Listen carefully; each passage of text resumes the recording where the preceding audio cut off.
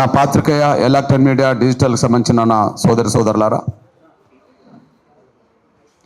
SC రిజర్వేషన్ల వర్గీకరణ పోరాటం న్యాయం అనే అంశాన్ని ప్రధానంగా నమ్ముకొని దళితుల్లో ఉండబడే 59 కులాలకు వాళ్ళ జనాభా దామాష ప్రకారం అవకాశాలు దక్కాలని ఒక న్యాయమైన డిమాండ్గా భావించుకొని ఎంఆర్పిఎస్ ఉద్యమం 30 ఏళ్ళు క్రితం ఉద్యమం మొదలైంది. ఇది న్యాయమా కాదా? ప్లీజ్, ఇది న్యాయమా కాదా అనే విషయాన్ని పోరాటం మొదలు పెట్టడానికంటే ముందు నేను పరిగణలోకి తీసుకున్నా. 30 ఏళ్ళ క్రితం ఈ పోరాటాన్ని మొదలు పెట్టేటప్పుడు నిజంగా అన్యాయం జరిగిందా అనే విషయాన్ని ఆధారం చేసుకోవడానికి ప్రయత్నం చేస్తూ, మనం వర్గీకరణ కోరుకుంటే అది న్యాయమని ఎట్లని సమాజాన్ని ఒప్పించాలి అని చెప్పి అనుకున్నా. నేను ముందుగా పోరాటంలో భాగంగా మాదిగలకు జరిగిన అన్యాయం చరిత్ర రికార్డ్ అయిన విషయం తెలుసుకున్నా. నేను 94లో ఉద్యమం మొదలు పెట్టకంటే ముందు మాదిగలకు అన్యాయం జరిగిన చరిత్ర అంతా ఒక కమిషన్ రిపోర్ట్లో ఉన్నది. గౌరవ ప్రధానమంత్రి స్వర్గీయ లాల్ బహదూర్ శాస్త్రి గారు ప్రధానమంత్రి ఉన్న కాలంలో షెడ్యూల్ కులాల రిజర్వేషన్లు అందరికీ అందుతున్నాయా లేదా అనే విషయాన్ని తేల్చుకోవడానికి ఆనాడు లోకూరు కమిటీ పడ్డది. రాజ్యాంగం అమలులోకి వచ్చింది 50లో అయితే 65లో కమిటీ పడ్డది. 65 జూన్న రిపోర్ట్ వచ్చింది. అప్పటికి నేను పుట్టలేదు. ఈ రిపోర్ట్లో ఉన్నది, ఆంధ్రప్రదేశ్లో షెడ్యూల్ కులాల్లో రిజర్వేషన్లు 59 కులాలకు అందాల్సి ఉండగా ఒక మాల సామాజిక వర్గం మాత్రమే రిజర్వేషన్ ఫలాలు వాళ్ళ జనాభా కంటే మించి పొంది వాళ్ళ అభివృద్ధిలోకి వచ్చారు అని చెప్పి మిగిలిన దళితుల కులాలకు న్యాయమైన వాట దక్కలేదని చెప్పి నేను పుట్టక ముందు కమిషన్ రిపోర్ట్ ఇచ్చేసింది. దీనికి పరిష్కార మార్గం ఏందన్నప్పుడు ఆ రోజు చూపెట్టింది ఏంటంటే, ఎవరైతే అభివృద్ధి చెందిండ్రని మనం లిస్టులో వచ్చిందో వాళ్ళను ఎస్సీ లిస్ట్ నుంచి తొలగిస్తేనే మంచిదని చెప్పి వచ్చేసింది. ప్లీజ్,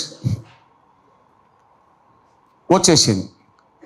తొలగించలేదు, కనీసం వర్గీకరణ జరగలేదు. మేము తొలగించమని కోరలేము, కానీ ఎస్సీ వర్గీకరణ జరిగితే అందరికీ ఇప్పటికైనా న్యాయం జరుగుతుంది కదా అనే అభిప్రాయానికి వచ్చేసాం. ఒక దళిత కులాన్ని కమిషన్ చెప్పినట్టుగా ఇప్పుడు అభివృద్ధి చెందినని తొలగించమని డిమాండ్ చేస్తే న్యాయం కాదేమో. కానీ బీసీలో వర్గీకరణ ఉన్నదట్టుగానే ఎస్సీ వర్గీకరణ చేస్తే వాళ్ళు ఎస్సీ లిస్టులో ఉంటారు, ఎవరి వాటా వాళ్ళు పొందడానికి అవకాశం ఉంటుందని చెప్పి ఒక న్యాయమైన ఆకాంక్షకు అనుగుణంగా ఎంఆర్పిఎస్ ఉద్యమం మొదలుపెట్టాం. ఆ మొదలుపెట్టినప్పుడు 2 సాక్ష్యాలు చూశాను. అవును, ఎస్సీ వర్గీకరణ నిజంగా జరుగుతుందా అని ఆలోచించినప్పుడు, ఎస్సీ వర్గీకరణ జరగడానికి బేస్ ఉన్నది అన్నప్పుడు బీసీలో వర్గీకరణ ఉన్నది కదా, ఏబిసిడి. బీసీలు కూడా ఒక 100 కులాలు అనుకుంటే 100 కులాలకు సంబంధించింది ఉమ్మడి రిజర్వేషన్ విధానం కంటే వర్గీకరణ ద్వారానే అందరికీ మేలు జరుగుతుంది కదా. బీసీలో వర్గీకరణ ఉన్నప్పుడు ఎస్సీ వర్గీకరణ డిమాండ్ చేయడం న్యాయం అవుతుందని చెప్పి నేను భావించుకున్నా. నాకు అంతకంటే ఎక్కువ తెలియదు. రెండోది, పోనీ డాక్టర్ బాబాసాహెబ్ అంబేద్కర్ అనే మహానీయుడు రిజర్వేషన్లు సాధించిండు కదా, ఆ సాధించిన మహానీయుడి దృష్టిలో నిజంగా వర్గీకరణ ఎప్పుడైనా ఇది అవసరమని భావించుకున్న సందర్భాలు ఉన్నాయా? ఆ మహానీయుడు ఆనాడు రిజర్వేషన్లు కావాలని యుద్ధం చేశాడు. మరి ఆ రిజర్వేషన్లు సాధించే ప్రయత్నంలో ఏదైనా ఈ అభిప్రాయం కలిగి ఉన్నాడా లేదా అని కూడా నేను చెక్ చేసుకోవాల్సి వచ్చింది. ఆ చెక్ చేసుకున్నప్పుడు డాక్టర్ బాబాసాహెబ్ అంబేద్కర్ అనే మహానీయుడు ఆయన మొదటి వాల్యూమ్లోనే చెప్పేశాడు. అంబేద్కర్ రచనలు ప్రసంగాలనే గ్రంథం ఇది. నేను పుట్టలేదు కదా ఈ గ్రంథం రాసే నాటికి, ఆయన బతికినప్పుడు, ఆయన చనిపోయినప్పుడు కూడా నేను పుట్టలేదు కదా. అందులో ఒకటి ఉన్నది, దళితుల్లో ఏ కులమైనా రిజర్వేషన్ ఫలాలు తమ జనాభా కంటే మించి పొందని ఉన్నది. మీరు చదువుకోవడానికి పేజీ నెంబర్ కూడా చెప్తా, 496, 497. దళితుల్లో ఏ కులమైనా తమ జనాభా కంటే మించి రిజర్వేషన్ల ఫలాలు పొందవద్దు. అలా తమ జనాభా కంటే రిజర్వేషన్ల ఫలాలు ఎక్కువ పొందితే అదే దళితుల్లో మిగతా కులాలకు అన్యాయం జరిగినట్టు అవుతుంది. కాబట్టి జనాభా దామాష ప్రకారమే రిజర్వేషన్లు పంచుకోవాలని చెప్పి డాక్టర్ బాబాసాహెబ్ అంబేద్కర్ ఇందులో చెప్పడం జరిగింది. అంటే మేము కమిషన్ చెప్పినట్టుగా, లోకూర్ కమిషన్ చెప్పినట్టుగా వాళ్ళని తొలగించమని లేదు, కానీ బీసీలో వర్గీకరణ ఉన్నట్టుగానే ఎస్సీలో వర్గీకరణ చేయమని కోరాం. జనాభా కంటే మించి రిజర్వేషన్ ఫలాలు ఎవరు పొందినా తప్పు అవుతుంది, అందరికీ మేలు జరగాలంటే వర్గీకరణ జరగాలని చెప్పి అంబేద్కర్ కోరుకున్నాడు. రిజర్వేషన్ సాధించిన అంబేద్కరే వర్గీకరణ కోరుకున్నప్పుడు నేను వర్గీకరణ కోరడం న్యాయం అవుతుంది కదా అని చెప్పి ముందుకు వచ్చేసాను. ఇవి సాక్ష్యాలే కదా. నంబర్ 1, నేను పుట్టకముందు కమిషన్ రిపోర్ట్లో అన్యాయం జరిగిన మాట వాస్తవమే. మరి ఉద్యమం మొదలుపెట్టిన తర్వాత మరి అన్యాయం జరిగిందా? 94లో ఉద్యమం మొదలు పెడితే చంద్రబాబు నాయుడు గారి కాలంలోనే జస్టిస్ రామచంద్రరాజు కమిషన్ పడ్డది. 96లో రిజర్వేషన్లు వర్గీకరణ జరగాల్సిందే. 65లో రిపోర్ట్లో ఏ అన్యాయం అయితే మాదిగలకు జరిగిందో ఇప్పటికీ గదే అన్యాయం జరుగుతుందని చెప్పేసింది. వర్గీకరణ జరగాలని చెప్పేసింది. అంటే సజీవంగానే వర్గీకరణ జరగాలని కోరుకున్నారనే విషయం మనం మర్చిపోదు. 65లో గదే కోరుకున్నది అనుకుందాం, 96లో గదే కోరుకున్నది. పోనీ తర్వాత వర్గీకరణ జరిగినాక కొంతమందికి మేలు జరిగినాక కొంత మళ్ళీ వాళ్ళు అడ్డం పడ్డారు. అడ్డం పడ్డ సమయంలో మళ్ళీ కేంద్ర ప్రభుత్వం మరో కమిషన్ వేసింది. ఆ కమిషన్ పేరే మన్మోహన్ సింగ్ గారు వేసిన కమిషన్ పేరే justice Ramachandra Raju commission, justice Usha మేరా కమిషన్. ఉషా మేరా కమిషన్ కూడా చెప్పేసింది ఎస్సీ వర్గీకరణ జరిగితేనే అందరికీ మేలు జరుగుతుంది, ఎస్సీ వర్గీకరణ జరగకపోతే కొందరికి మేలు జరుగుతుంది, కాబట్టి ఎస్సీ వర్గీకరణ జరగాల్సిందని చెప్పి ఉషా మేరా కమిషన్ కూడా చెప్పేసింది. అంటే నేను పుట్టకముందు లాహోజీ లోకూర్ కమిటీ చెప్పింది, ఎంఆర్పిఎస్ ఉద్యమం మొదలుపెట్టిన కొత్తలో రామచంద్ర కమిషన్ చెప్పింది, గౌరవ మన్మోహన్ సింగ్ ప్రభుత్వం వేసిన కమిషన్ కూడా వర్గీకరణ జరగాలని చెప్పేసింది. అంటే ఎంఆర్పిఎస్ పోరాటంలో ధర్మం ఉన్నది అనడానికి సాక్ష్యమే కమిషన్ నివేదికలు అనేసి కూడా మీ దృష్టికి వస్తున్నాను. రెండోది, మరి ఈ ధర్మం ఉన్నదని మనం భావించుకుంటున్నాం కమిషన్ రిపోర్ట్ ప్రకారంగా.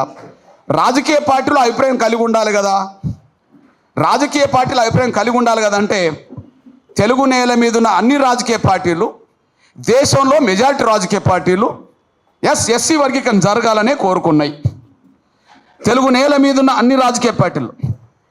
ఇప్పుడు మీ దగ్గర 96లో మొదలుపెట్టిన ఉద్యమం అప్పుడు చంద్రబాబు నాయుడు గారు ముఖ్యమంత్రి. చంద్రబాబు నాయుడు గారు ఎస్సీ వర్గీకరణ చేస్తామని చెప్పి చంద్రబాబు నాయుడు గారు ఎస్సీ వర్గీకరణ చేస్తామని చెప్పి మాదిగలకు మాట ఇచ్చింది 96లో. ఎస్సీ మాదిగల మీటింగ్కి వచ్చి ఎస్సీ వర్గీకరణ చేస్తామని మాదిగలకు మాట ఇచ్చింది 96లో.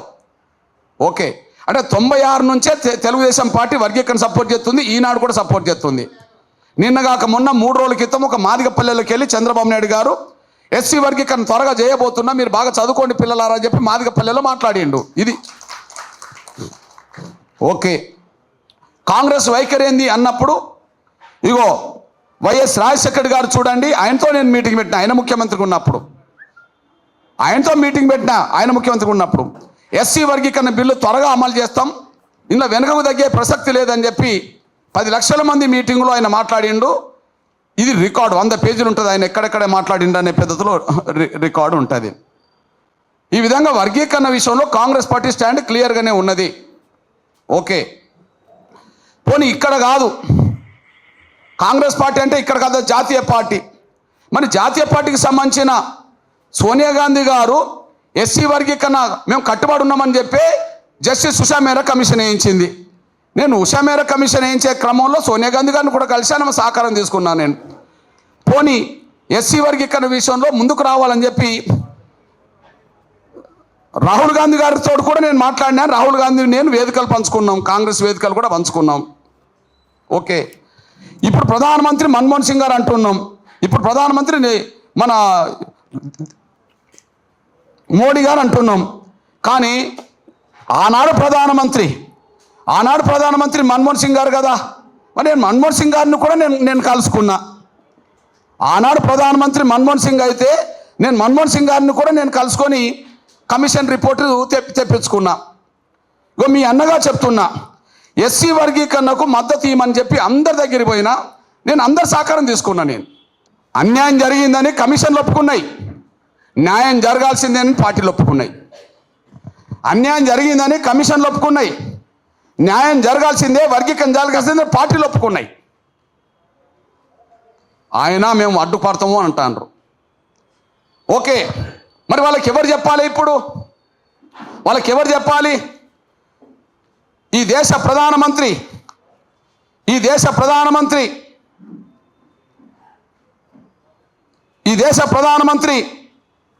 గౌరవ నరేంద్ర మోడీ గారు ఓకే, రాష్ట్రపతిదే, రాష్ట్రపతి ఎస్సీ వర్గీకరణ జరగాలని ఈ దేశ ప్రథమ పౌరుడు, ఎస్సీ వర్గీకరణ జరగాలని ఈ దేశ ప్రథమ పౌరుడు దళితుడు కేఆర్ నారాయణ్ ఎస్సీ వర్గీకరణ జరగాలని చెప్పి రాష్ట్రాలకు సూచన చేశాడు. రాష్ట్రపతి హోదాలో ఎస్సీ వర్గీకరణ జరగాలని ఈ దేశానికి సూచన చేశాడు. దళితుడు అతను. రాష్ట్రపతి నిర్ణయాన్ని బేఖాతరంటాను. ఓకే, నేను మన్మోహన్ సింగ్ గారు ప్రధానమంత్రి ఉన్నప్పుడే పోయాను.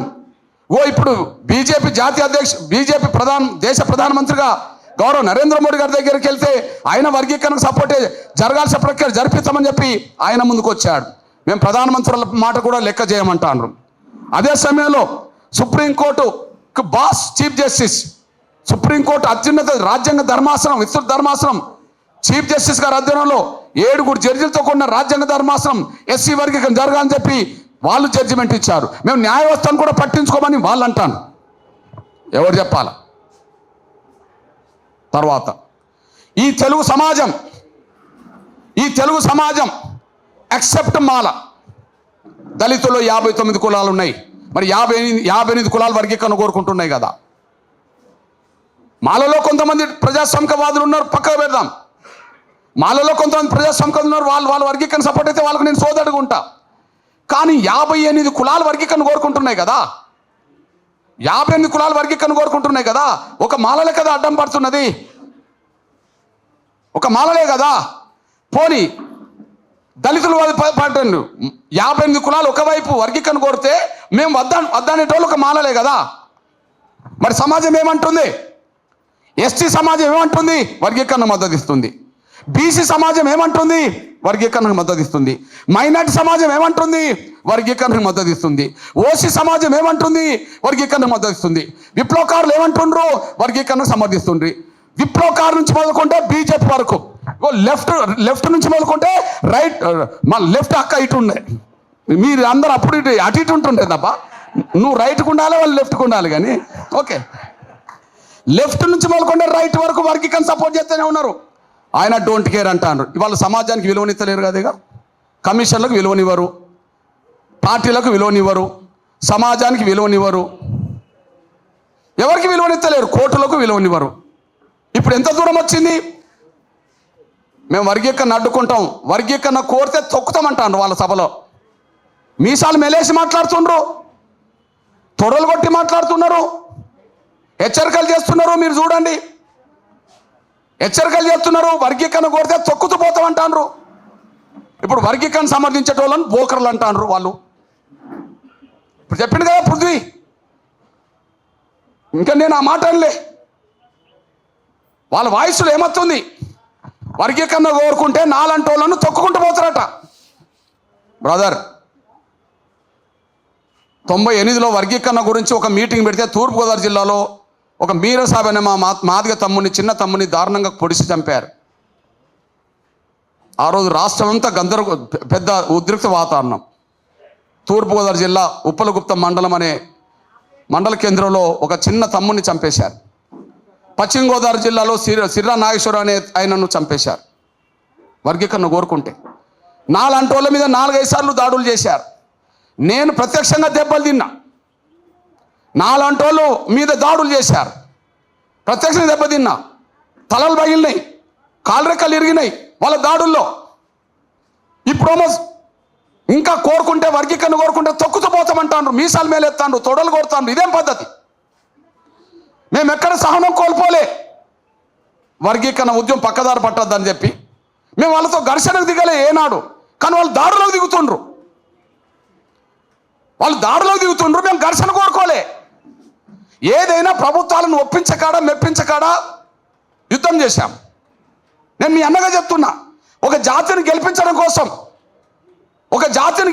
కోసం కాళ్ళు పట్టుకునే కాడ కాళ్ళు పట్టుకున్నా, చేతులు పట్టుకునే కాడ చేతులు పట్టుకున్నా, గదవ పట్టుకునే కాడ గదవ పట్టుకున్నా. పెద్దలు వెంకయ్య నాయుడు గారు లాంటి వాళ్ళ కాళ్ళు పట్టుకోలేని. సాయం చేయండి సార్. రాహుల్ గాంధీకి, సోనియా గాంధీకి నేను గదవ పట్టుకున్నా. నేను చేతులు పట్టుకున్నా. గౌరవ ప్రధానమంత్రి గౌరవ నరేంద్ర మోడీ గారి కడుపులో తలపెట్టి నాకు న్యాయం చేశారు నా జాతి కన్నా. ఇప్పుడు ఏం ప్రచారం చేస్తున్నారంటే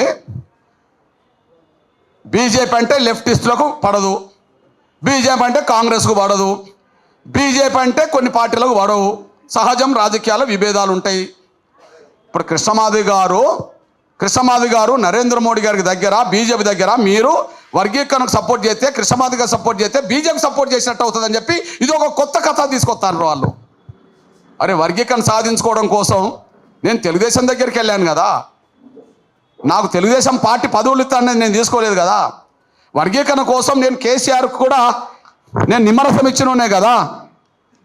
తెలంగాణ ఉద్యమంలో కేసీఆర్ కూడా నేను నిమ్మరసం ఇచ్చిన కాడ నేను ఉన్నాను కదా. నేను ఆయన ఇచ్చిన పదవులు నేను తీసుకోలేదు కదా. నేను వర్గీకరణ కోసం రాజశేఖర్ గారికి మద్దతు ఇచ్చాను, రాహుల్ గాంధీకి మద్దతు ఇచ్చాను కదా. వాళ్ళు ఇచ్చిన పదవులు నేను తీసుకోలేదు కదా. నేను వర్గీకరణ కోసం బీజేపీ చేస్తా అంటే బీజేపీ మద్దతు ఇచ్చాను కదా. బీజేపీ ఇస్తున్న పదవులు నేను తీసుకోలేదు కదా. నా ఒంటి మీద కండువ మారినంత కాలం నేను ఏ పార్టీ కాదు, నా జాతి భవిష్యత్తుకు సమాజం కోసం పడుతుంది.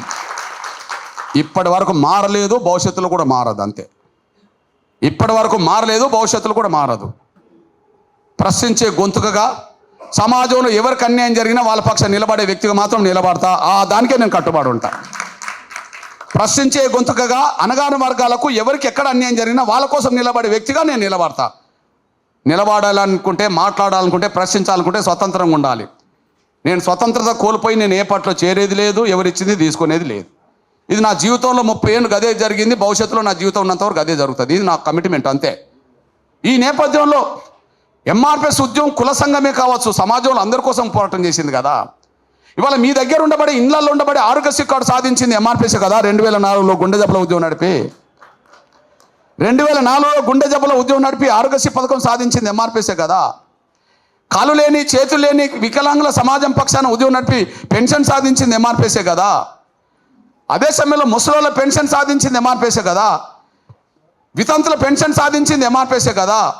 ఇతరత్ర పెన్షన్ సాధించింది ఎంఆర్పిఎస్ఏ కదా.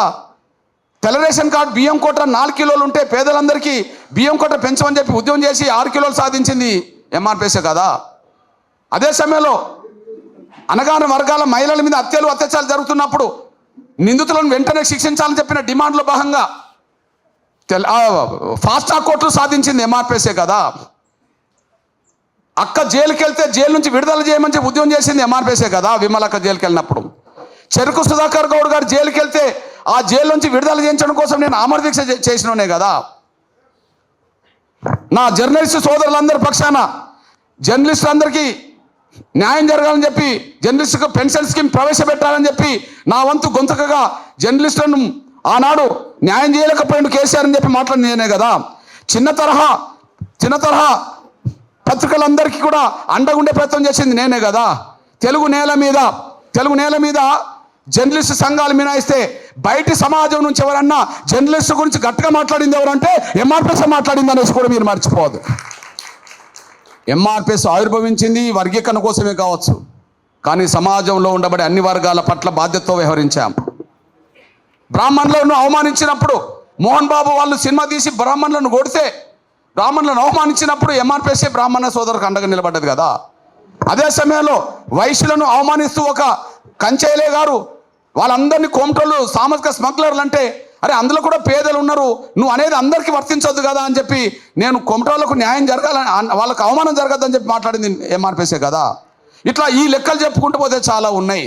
అందువల్ల మీ అందరికీ విజ్ఞప్తి చేస్తున్నాను, నేను రేపు 1000 గొంతులు 1,00,000 డప్పుల కార్యక్రమం ఏదవుతున్నదో అది ఒక ఎంఆర్పిఎస్ఏ కాదు, న్యాయం అనుకున్న ప్రతి ఒక్కరిది అనే విషయం మీరు మర్చిపోద్దాం సార్. ఈ ఉద్యమం న్యాయబద్ధం అవుతే, ఈ ఉద్యమం న్యాయం మీరు భావించుకుంటే తప్పకుండా మీ సామాజిక బాధ్యత నెరవేర్చండి. జర్నలిస్టులుగా వృత్తి ధర్మం నెరవేరుస్తారు, కానీ సామాజిక బాధ్యత నెరవేర్చండి. ఈ తెలుగు నేల మీద 2 ఉద్యమాలు బలమైనవి, తెలంగాణ రాష్ట్ర ఉద్యమం, సాధన ఉద్యమం, వర్గీకరణ ఉద్యమం. విజ్ఞప్తి చేస్తున్నా నేను, ఒకే మాట విజ్ఞప్తి చేస్తున్నా నేను. తెలంగాణ రాష్ట్ర ఉద్యమంలో వృత్తి ధర్మమే కాదు, తెలంగాణ సామాజిక ధర్మం కూడా పాటించింది జనరల్ సమాజం. న్యాయమైన వర్గీకరణ ఉద్యమాన్ని కూడా ఆ సామాజిక ధర్మాన్ని పాటించే విధంగా నా జర్నలిస్ట్ సంఘాలన్నీ ముందుకు రావాలని చెప్పి నేను సవినంగా కోరుకుంటూ, 1000 గొంతుల పాటలు 1,00,000 డప్పుల దండోరా గుండె చప్పులనే కార్యక్రమంలో మీరందరూ క్రియాశీలకమైన భాగస్వామ్యం కావాలని చెప్పి నేను సవినంగా కోరుకుంటూ ముగిస్తున్నాను. ధన్యవాదాలు.